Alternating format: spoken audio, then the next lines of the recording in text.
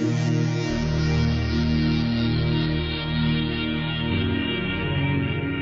David Morley. I'm an electronic music producer, and this is my studio.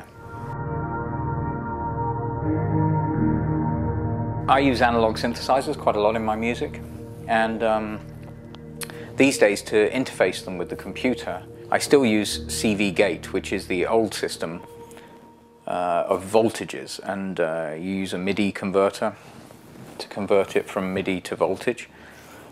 So this is my vintage CV gate interface, and as you can see you have positive and negative, and Moog systems use negative gates. So if I want to connect the Mini Moog, I use that one, but most other synths use a positive gate. So this is the trigger. That patch goes somewhere in here into this gate input 4, and then I can take gate 4 and patch it to wherever I want on the synthesizer. So for the minute, this is now triggering this envelope generator. So that's how that unit works. There's also another one over there, a more modern one, and I'm using that to control the ARP and the VCS3. But I still use CV gate, and what that means is for every octave that comes out via MIDI, there is 1 volt of difference.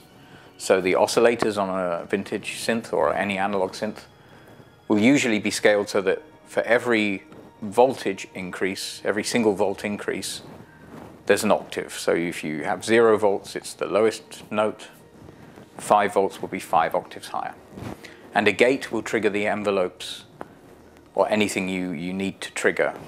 For example, you can also trigger drum machines or whatever. It's very simple, really. Every parameter that can be controlled will be voltage controlled. So depending on how many outputs your CV gate box has, that's the number of parameters that can be controlled. And some synths are very simple, and some are much more complex. Here you can control much more parameters. Basically, any control input can be sent a voltage to control it. That also includes the envelope generators. You can apply a voltage to each of the parameters. This is the delay, this is the attack, the decay, the sustain, and the release. So each of those can also be controlled. So if I want it to have a slower attack, I can do it manually, or I can patch a voltage here and add more voltage to make the attack slower. So that's how I interface them with the computer.